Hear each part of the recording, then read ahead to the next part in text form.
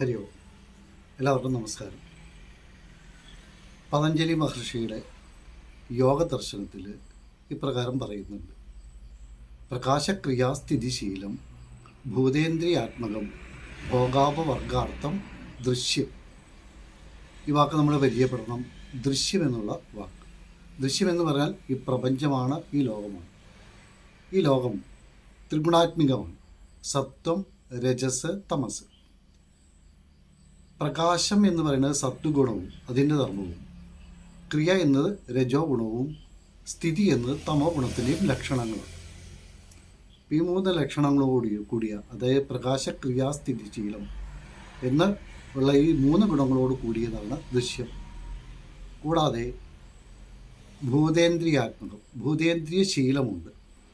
പഞ്ചഭൂതങ്ങൾ, പഞ്ചേന്ദ്രിയങ്ങൾ എന്നിവയോട് കൂടിയതാണ്. ഭൂതങ്ങളിൽ പഞ്ചേന്ദ്രിയങ്ങളും അവയുടെ സൂക്ഷ്മഭൂതങ്ങളും ഭൂമി, ജലം, വായു തുടങ്ങിയ സ്ഥൂലഭൂതങ്ങളും ഉൾപ്പെടുന്നു.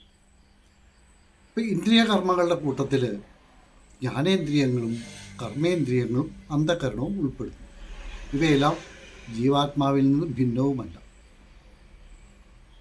പിന്നീട് കാണുന്നത് ഭോഗാപവർഗം എന്ന ഒരു വാക്കാണ്.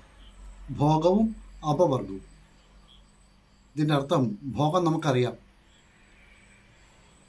ജീവാത്മാവ് ശരീരം എടുത്തു കഴിയുമ്പോൾ സുഖവും ദുഃഖവും അനുഭവിക്കുന്നു. ഇതാണ് ഭോഗം എന്നുള്ളതുകൊണ്ട് സൂചിപ്പിക്കുന്നത്.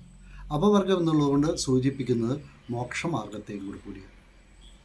ഇപ്പം ഇപ്രകാരമുള്ള ദൃശ്യം, അതായത് പ്രകാശക്രിയാസ്ഥിതിശീലം ഭൂതേന്ദ്രിയാത്മകം ഭോഗാപവർഗ അർത്ഥം ദൃശ്യം എന്ന് പറയുന്ന ഈ ദൃശ്യം പറയണു, ഇത് ത്യാജ്യമാണ്, ത്യജിക്കേണ്ടതാണ്. അതിലേക്ക് പ്രവേശിക്കുന്നതിന് മുമ്പ് ഒന്ന് രണ്ട് കാര്യങ്ങൾ കൂടി നമുക്ക് ശ്രദ്ധിക്കാം.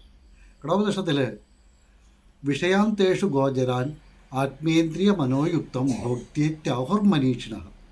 ഇപ്പം ഇന്ദ്രിയങ്ങൾ മനസ്സോട് കൂടിയ ജീവാത്മാവ് ഭോക്താവാകുമ്പോൾ അവിടെ ഭോഗത്തിലൂടെ അല്ലാതെ പരമപദത്തിലെത്താൻ വേറെ വഴികളൊന്നുമില്ല. ഇവിടെ ജീവിതയാത്ര നടത്തുന്ന ഉപാസകനെ സംബന്ധിച്ച്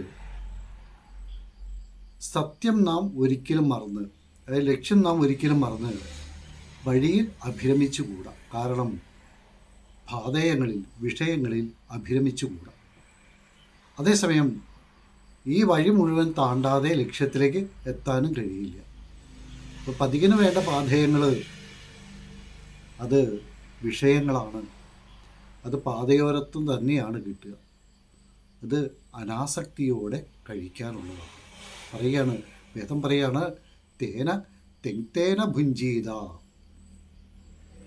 എന്ന് പറഞ്ഞാൽ ത്യജിച്ച് ഭുജിക്കുക. ഇവിടെ ഭോഗത്യാഗം എന്ന ആശയത്തിൻ്റെ അർത്ഥം ഭോഗം ഒഴിവാക്കുക എന്നതല്ല, മറിച്ച് വിഷയഭോഗത്തിലുള്ള സുഖാസക്തിയെ ത്യജിക്കുക എന്നുള്ളത്.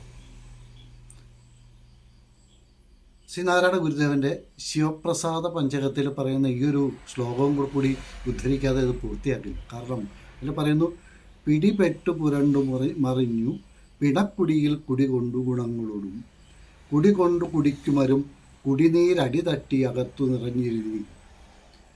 എന്ത് ചെയ്യണം? പറയാണ്, അതിൽ വിഷയഭോഗത്തിൽ വീണ് ഉരുണ്ട് പിരണ്ട് മറിഞ്ഞ് കളിക്കരുത്. എന്തായാലും ഈ പ്രപഞ്ചം ഭോഗത്തിനും അപവർഗത്തിനും വേണ്ടിയിട്ടുള്ളതാണ്. അപ്പം നമുക്ക് കർമ്മങ്ങൾ ചെയ്യണം. കർമ്മങ്ങളൊക്കെ ചെയ്യുമ്പോൾ ആ കർമ്മങ്ങളെല്ലാം അനാസക്തിയോടുകൂടി ചെയ്യണം. എന്ന് പറഞ്ഞാൽ ഇവിടെ യജ്ഞഭാവനയോടുകൂടി കർമ്മങ്ങൾ ചെയ്യണം. മനസ്സിലാക്കുക, വേദം പറയുന്നു, യജ്ഞം പ്രസുവ, യജ്ഞത്തെ പ്രചരിപ്പിക്കുക. വീണ്ടും നമുക്ക് കാണാം. ഒരിക്കൽ കൂടി ഹരി ഓം.